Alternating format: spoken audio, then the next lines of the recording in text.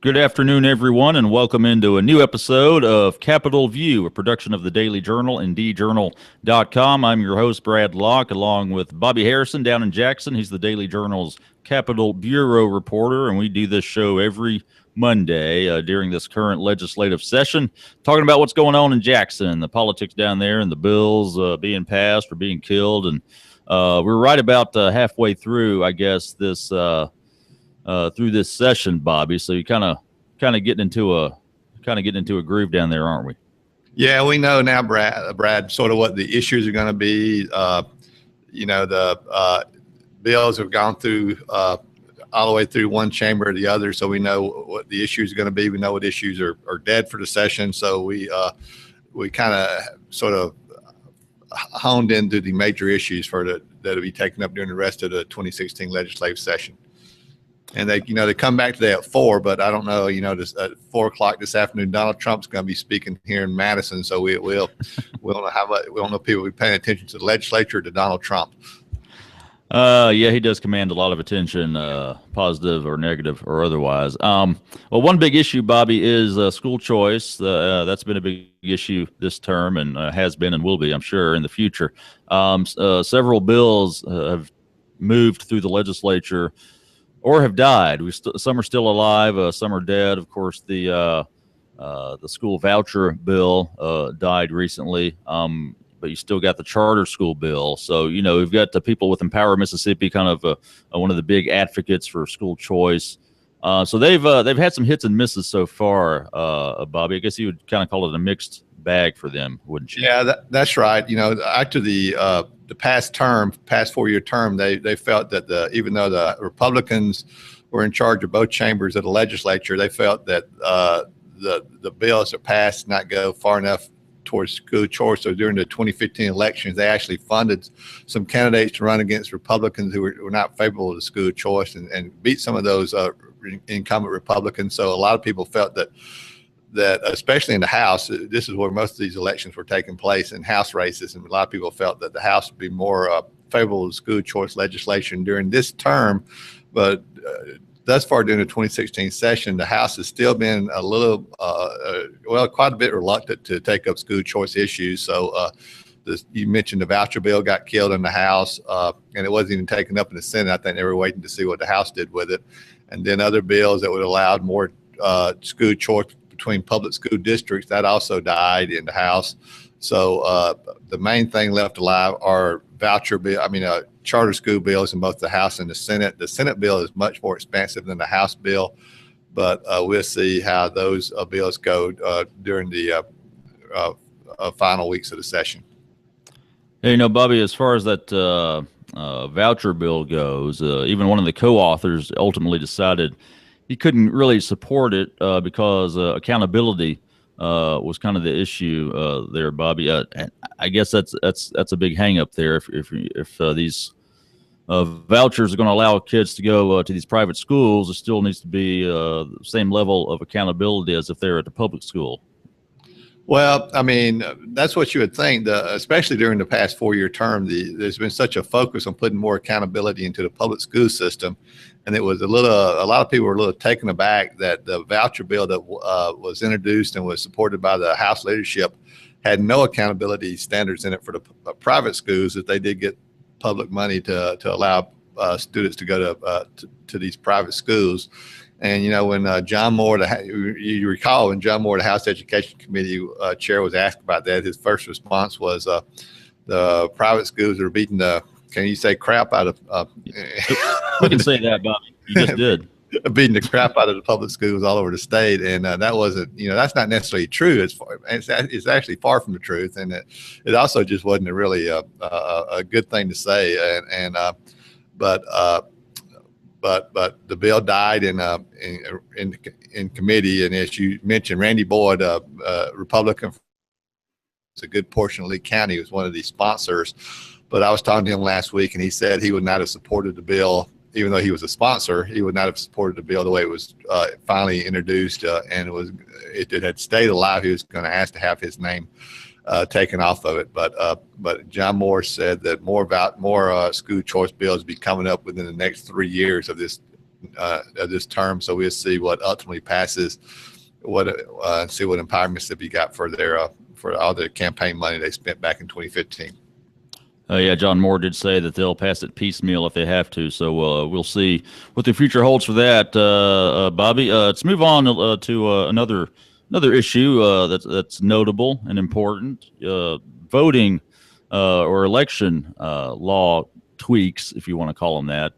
Delbert Hosemann, Secretary of State, has several proposals to, in his view, improve election laws, including early voting and online registration. So, what's the status right now of that legislation, Bobby? And does it seem like it has a pretty good shot of passing?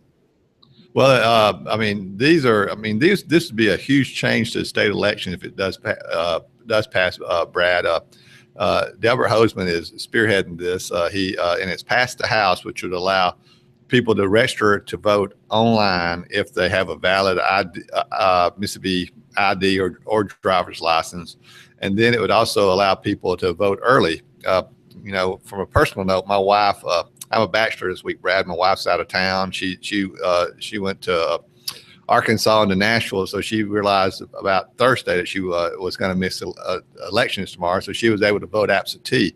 If this bill becomes law, you don't have to vote absentee. You can just vote 14 days before the election. You can just go in the circuit clerk's office any time during business hours, and they'll be open some on Saturday too, to vote early. And you could still vote. You could vote early, and even if you were going to be in town on election day.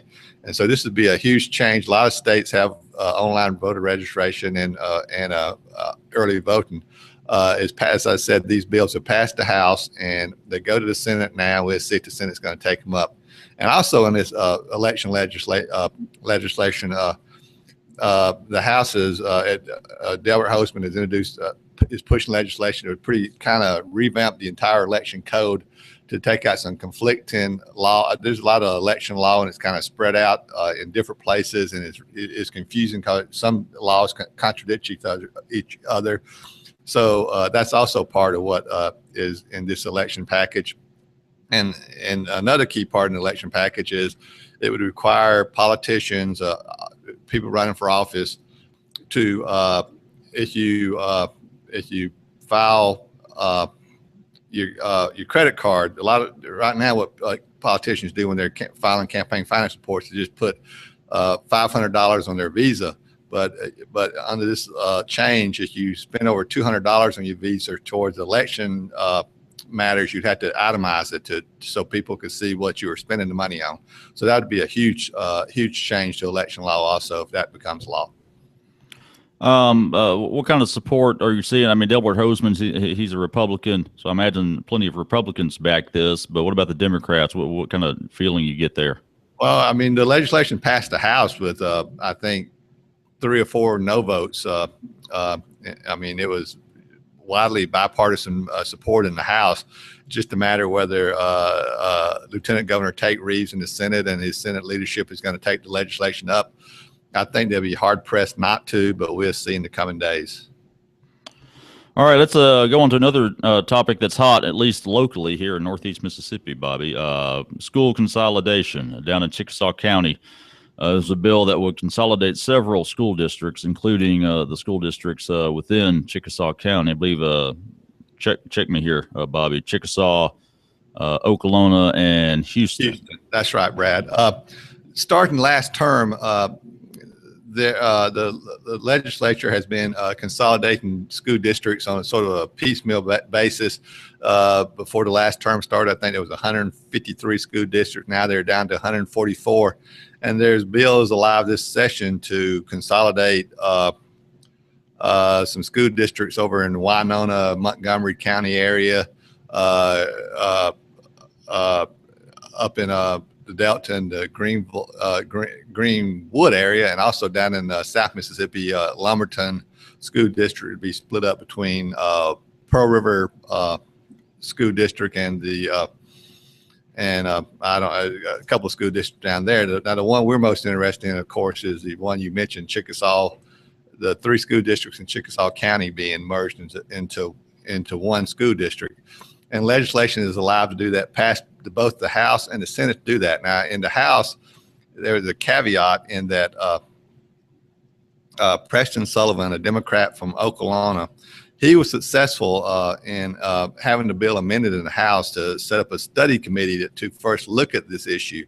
Now, whether that's how the final proposal comes out, but right now that's the House position, is to have a study committee to look at it. While the Senate position is to merge the 3 school districts over a couple of years period.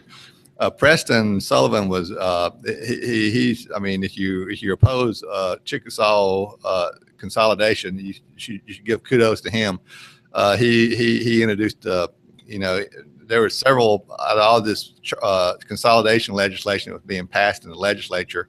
There was efforts to block it and to postpone and to stop it, and all the amendments were unsuccessful until you got to Preston Sullivan. He sort of was not very low-key, non-controversial rural legislator from up in Chickasaw County. He went to the well at the House. He, first of all, apologized for being up there, bothering everybody, sort of had a, hangdog look, and offered this, sort of shucks, and offered this amendment, and that was the only one of the amendments passed. Now, whether this is going to ultimately stop consolidation in Chickasaw County, no, it probably won't. More than likely, and it may not even delay it. But right now, there is a glimmer of hope in that if you oppose consolidation, in that Sullivan has alive in the package instead of a proposal to study the issue instead of go straight for consolidation. And the proponents of consolidation say what they're trying to do is merge small, rural, or poor school districts that are often underperforming or low-performing school districts with low tax base. They feel that they merge the districts, they'll have more resources and can offer more courses. Of course, Preston and the people who oppose consolidation say bigger is not always better. So we'll see how that turns out. Yeah, school consolidation always stokes a lot of passion among people. Well, Bobby, let's go on to the 3 things from the legislature this week. 3 things of note. We do this every Monday on Capitol View. It's most impactful legislation, most impactful lawmaker, and strangest occurrence down there in Jackson from the past week. So, Bobby, let's start with the most impactful legislation. Well, I mean, I'm going to repeat myself, but I think if these changes to voter laws occur, that's going to be that's going to affect a lot of people and be really a big deal to have true early voting in Mississippi, and voter registration. I think would kind of bring us into the modern eras in terms of voting. Most states, a majority of states, do allow early voting and do allow people to register to vote online. So that would be a coup for Mississippi, and also for Secretary of State Delbert Hosemann if that comes to fruition. Most impactful lawmaker. Well, I'm going to say, Brad, it was something we didn't talk about. Buck Clark, the Senate Appropriations Committee, probably one of 3 or 4 most powerful members of the legislature. He's got bills alive, consolidation bills. We talked about school consolidation. He wants to consolidate agencies, and the big one would be to consolidate Medicaid, Human Resources, and Department of Rehabilitation Services. All 3 of these agencies provide services to disabled, needy, or the elderly, or young, poor children, and they all have sort of do it in different ways, but they all are social service agencies. And he wants to put them under one umbrella to save as far as on stuff like administration, accounting, and those types of things, where he says these services would not be impacted, especially since most of their money comes from the federal government. So he says it could save, millions of dollars. Other people are opposing it. That legislation is passed the Senate, goes to the House. So that I'd say put Buck Clark up there for at least sort of thinking outside the box. And finally, Bobby, the strangest occurrence at the Capitol. Always some interesting things going on. Well, you talked about thinking outside the box. Steve Holland offered an amendment to a routine drug bill that was just a bill that the House was considering to kind of bring the drug laws up to date. Drugs are, new drugs come about and drugs change. So on pretty regular basis, the House updates the legislature updates the drug laws. And Holland, Democrat from Plantersville, always controversial, always colorful figure. He offered amendment to legalize marijuana. It failed by an overwhelming margin, but it still, I think, got 89 to 29. Might have been the vote. Sounds right. And but it was the first time in my, I've been down here a long time. It's the first time that I've seen a Mississippi legislative body vote on marijuana legalization. He says that he had a hue and cry from his constituents to bring it up, and so he did that. And he said if it passes, it would if it passed, it became law, it would save the state money as far as having to fight the drug war in terms of marijuana. So it sounds like something he's not going to let go. Matter of fact, he was looking for a bill later last week to offer an amendment to at least legalize medical marijuana. He never found that bill. Yeah. But so he's going to, I guess, continue to push this issue. So we'll see. I don't think we'll be the next Colorado or for a while, but Representative Steve Holland is at least making that argument. You can always count on Steve Holland to keep us on our toes. Bobby, good show again. You can watch this program every Monday, streaming live right here at djournal.com. And if you miss it or just want to go watch it again, we'll keep it up on the website. You can watch the replay. So thanks for tuning in again. This is Capitol View every Monday during this current legislative term. We'll be coming to you, Bobby from Jackson, me from here in Tupelo. Follow Bobby on Twitter at BobbyHarrison9. You can follow me at Brad Locke. And so until next week, have a good one.